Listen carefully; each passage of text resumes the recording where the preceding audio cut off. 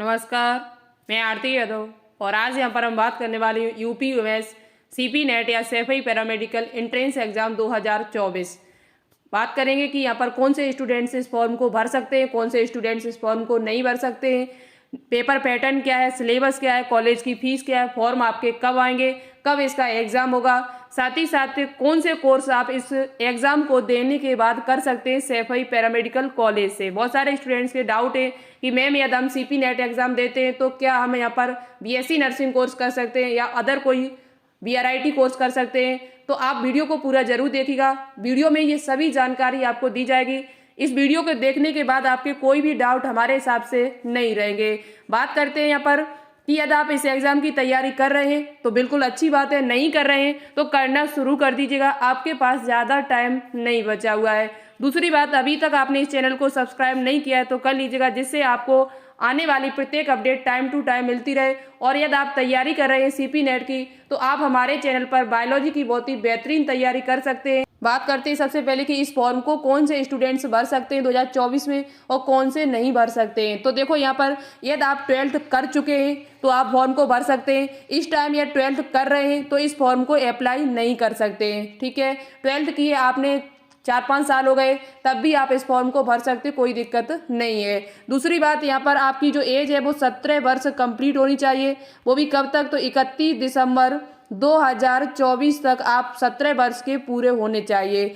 दूसरी बात, यहाँ पर कौन स्टूडेंट फॉर्म भर सकते हैं, तो आपके पास साइंस स्टूडेंट हो तब भी भर सकते हैं, आर्ट स्टूडेंट हो तब भी भर सकते हो, कॉमर्स स्टूडेंट हो तब भी आप इस फॉर्म को भर सकते हैं। ठीक है, आगे देखिए, जो भी आपके डाउट होंगे वो सभी इस वीडियो के देखने के बाद हमारे हिसाब से कंप्लीट खत्म होंगे। ठीक है, वीडियो को पूरा जरूर देखिएगा जिससे आपके डाउट एक भी न बचे।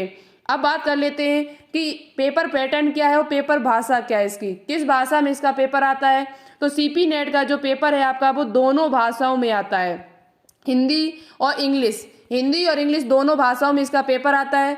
आराम से हिंदी मीडियम वाले बच्चे भी इस पेपर को दे सकते हो, इंग्लिश मीडियम वाले भी दे सकते हैं। दूसरी बात, यहाँ पर पेपर पैटर्न क्या है, निगेटिव मार्किंग है या नहीं, तो यहाँ किसी प्रकार की कोई निगेटिव मार्किंग नहीं है। आप पूरे क्वेश्चन करके आएगा, कोई क्वेश्चन आपका यदि गलत हो जाता है तो कोई भी नंबर आपका नहीं घटेगा। पेपर पैटर्न की बात कर ली जाए, यदि आप साइंस स्टूडेंट हो, 12th आपने साइंस से किया है, फिजिक्स केमिस्ट्री बायो आपके पास या मैथ है, तो कितने क्वेश्चन आपसे पूछे जाएंगे। तो साइंस स्टूडेंट के यहाँ पर फिजिक्स के 33 क्वेश्चन, केमिस्ट्री के 33 क्वेश्चन और बायोलॉजी के आपसे यहाँ पर 34 क्वेश्चन पूछे जाते हैं। और यदि आपके पास मैथ है तो मैथ के भी यहाँ पर आपके कितने 34 क्वेश्चन पूछे जाते हैं। आपके पास 12th में मैथ है तो 34 क्वेश्चन पूछे हैं, बायो है आपके पास तो उसमें 34 क्वेश्चन पूछे जाएंगे। आएगा एक ही से, मैथ होगा तो मैथ से क्वेश्चन आएंगे और बायो यदि आपके पास है तो बायो से क्वेश्चन आएंगे। आप ये ना सोचिए कि मैथ और बायो दोनों के आएंगे मेरे में। ठीक है, अब बात कर लेते हैं यहाँ पर यदि आप आर्ट स्टूडेंट हो तो किसके क्वेश्चन पूछे जाएंगे आपसे। तो यहाँ पर जनरल इंग्लिश के आपसे 20 क्वेश्चन पूछे जाएंगे, जनरल हिंदी से आपसे 20 क्वेश्चन पूछे जाएंगे और जनरल स्टडी यानी GS जिसमें आपका हिस्ट्री, जियोग्राफी, पॉलिटी ये सभी क्वेश्चन पूछे जाते हैं। तो GS के यहाँ पर 60 क्वेश्चन पूछे जाएंगे। इस प्रकार से टोटल यहाँ पर 100 क्वेश्चन आपके हो जाते हैं, जो हिंदी और इंग्लिश दोनों भाषाओं में आपको पेपर देखने को मिलेगा। निगेटिव मार्किंग है नहीं यहाँ पर। अब आगे बात कर लेते हैं यहाँ नेक्स्ट पॉइंट पर कि एडमिशन किसका होगा। यहाँ पर एडमिशन किन बच्चों का होगा 2024 में। तो देखो, एडमिशन हम पहले भी आपको बता चुके हैं, जिन बच्चों ने 12th कर लिया है वो एडमिशन अपना करा सकते हैं। यहाँ पर एग्ज़ाम देने के बाद यदि आपके अच्छे नंबर आते हैं तो आराम से आपका एडमिशन यहाँ हो जाएगा।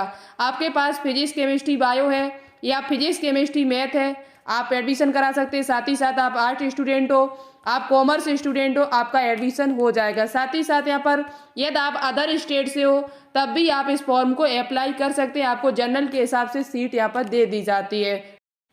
अब यहाँ पर हम बात करते हैं कि इसका सिलेबस क्या है, क्या आपको पढ़ना है क्या नहीं पढ़ना है।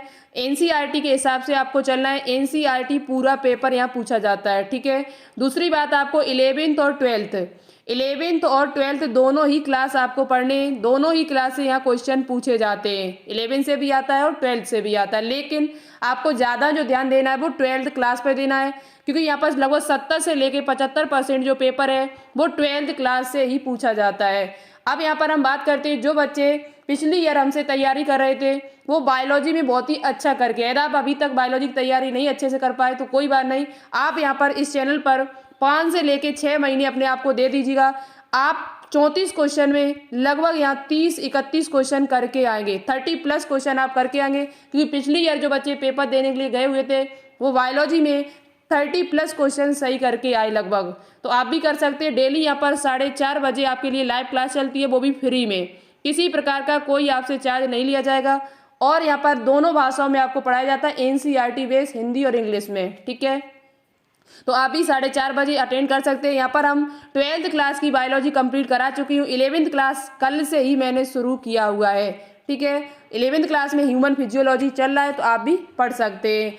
अब यहाँ पर बात करते हैं कि सिलेबस में आपको पता चल गया है 11th आपको पढ़ना है, ये नहीं सोचना है कि 11th बिल्कुल भी ना पढ़ें, 11th भी पढ़ के जाइएगा। जो चैप्टर इंपॉर्टेंट है, जो आपको लग रहे हैं कि आ सकते हैं इनसे क्वेश्चन, तो आप वो चैप्टर पढ़ के जाइएगा। नहीं तो हम आपको इसकी PDF दे देंगे टेलीग्राम चैनल पर कि कौन कौन से चैप्टर आपको पढ़ने 11th क्लास से। तो आप टेलीग्राम चैनल को ज्वाइन कर लीजिएगा, जिसका नाम है बायोलॉजी विद आरती।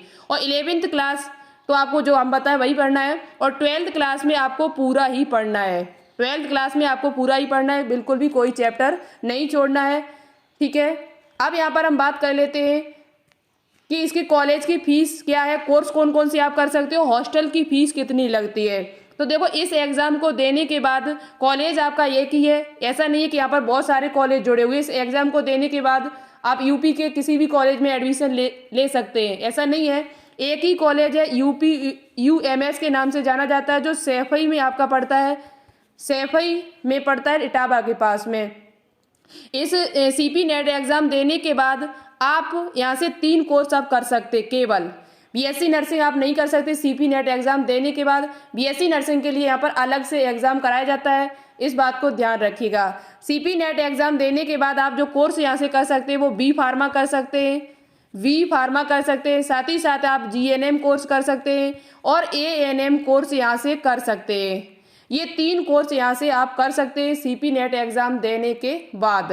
दूसरी बात, यहाँ कोर्स किस कोर्स की कितनी सीट्स हैं, तो B फार्मा की यहाँ पर 60 सीट है, B फार्मा। GNM की यहाँ 60 सीट है, और ANM जो है वो गर्ल्स कर सकती, केवल GNM को गर्ल्स एंड बॉयज दोनों कर सकते हैं, और ANM की जो सीट यहाँ पर वो 50 सीट्स है आपके। अब बात करते हैं डिग्री कोर्स। जो B फार्मा वो एक डिग्री कोर्स है, तो उसके लिए आपको जो फीस देनी पड़ेगी वो 29,500 रुपये आपको देने होंगे 1 साल के।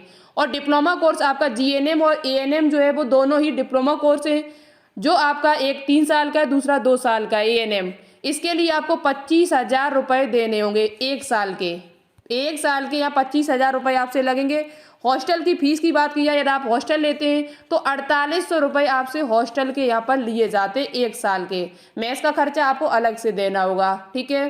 फीस हमने आपको बता दी, कॉलेज की फीस यही हो जाएगी 1 साल की। कोर्स कौन कौन से कर सकते हैं, किसमें कितनी सीट्स हैं, ये हमने आपको बता दिया। यदि आपको BSc नर्सिंग करनी यहाँ से है तो आपको अटल बिहारी वाजपेयी मेडिकल यूनिवर्सिटी के द्वारा जो CNET के नाम से जो एग्ज़ाम होता है, ये एग्ज़ाम आपको देना होगा, तब आप सैफई कॉलेज से BSc नर्सिंग कोर्स कर सकते हैं। यदि आपको BRIT कोर्स करना है, BMLT कोर्स करना है, इसके लिए तब आपको क्या करना होगा, तो इसके लिए भी एक एग्ज़ाम होता है CPET के नाम से, जो अटल बिहारी वाजपेयी मेडिकल यूनिवर्सिटी कराती है, तब आप ये कोर्स वहाँ से कर सकते हैं, ठीक है। ये सारी जानकारी आपको प्राप्त हुई मेरे द्वारा, कैसी लगी कमेंट करके एक बार ज़रूर बताइएगा।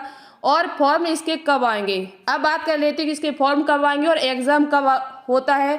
फॉर्म आने के बाद तो देखो, फॉर्म जो आपके हैं वो जून लास्ट तक आपके फॉर्म आपको देखने को मिल जाएंगे, और पिछली ईयर भी आए हुए थे। 27 जून को पिछली ईयर यहाँ पर फॉर्म आ गए थे, और 17 जुलाई तक ये फॉर्म आपके डले हुए थे, ठीक है। तो यहाँ पर आपके फॉर्म लगभग जून लास्ट तक फॉर्म आपके आ जाएंगे। और आपको फॉर्म आने के बाद यहाँ पर जो टाइम दिया जाता है एग्जाम में, वो केवल 10 से लेके 15 दिन दिया जाता है।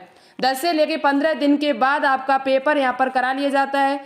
तो आप ये ना सोचे कि फॉर्म आ गए तो 3-4 महीने बाद आपका पेपर होगा, ऐसा नहीं है। 10 से लेके 15 दिन बाद आपका पेपर भी यहाँ पर करा लिया जाता है। जून लास्ट में आपके फॉर्म आएंगे, और जुलाई शुरुआत में हो सकता है, जुलाई लगभग 7-8 जुलाई के बीच में आपका पेपर जो है वो करा लिया जाए। तो आप सभी स्टूडेंट्स तैयारी करना शुरू कर दीजिएगा। आपके पास ज़्यादा टाइम नहीं है, यही 5 से लेके 6 महीने का टाइम है 7 का। आप दोनों क्लास यदि पढ़ेंगे 11th और 12th, तो आपको ये दिन मालूम भी नहीं पड़ेंगे किधर निकल गए हैं। आपको 12th क्लास बहुत ज़्यादा देखना है क्योंकि यहाँ से पेपर ज़्यादा आता है। मैंने इस एग्ज़ाम की तैयारी कई दिनों से करा रहे हैं, लगभग 3 साल से मैं तैयारी करा रही हूं, पर पढ़ भी सकते हैं, कोई दिक्कत आपको नहीं है। और अभी तक आपने इस चैनल को सब्सक्राइब नहीं किया है तो कर लीजिएगा। और अधिक जानकारी यदि आपको पानी है सीपी नेट से संबंधित, तो आप इस टेलीग्राम चैनल को जरूर ज्वाइन करिएगा जिसका नाम है बायोलॉजी विद्यार्थी, जिसपे आपको प्रत्येक अपडेट सबसे पहले देखने को मिलती है। ठीक है, और वीडियो को लाइक करिएगा, शेयर जरूर करें अपने दोस्तों के साथ जिससे उनको भी ये जानकारी प्राप्त हो सके। मिलते हैं नई वीडियो के साथ। कोई डाउट है तो कमेंट करके जरूर पूछिएगा, हम उसका रिप्लाई देने की पूरी कोशिश करूँगी। Thank you so much, all the best, जय हिंद, जय भारत।